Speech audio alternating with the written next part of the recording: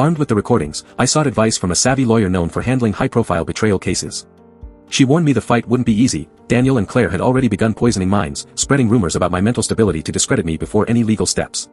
The courtroom would be a battlefield where truth blurred with perception, and allies could turn into enemies overnight.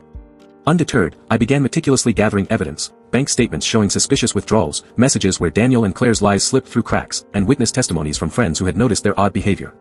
But beyond the legal maze, a psychological war erupted. Daniel started gaslighting me, sending veiled threats disguised as concern, while Claire posted misleading posts on social media, crafting a false narrative that painted me as jealous and delusional. The emotional toll was crushing, but every attack only fueled my determination. I was no longer just a victim, I was the architect of my own justice. Slowly, I wove a web of facts and undeniable proof, preparing to expose their duplicity in a trial that would not only reclaim my life but shatter their carefully constructed facade once and for all. Armed with the recordings, I sought advice from a savvy lawyer known for handling high-profile betrayal cases. She warned me the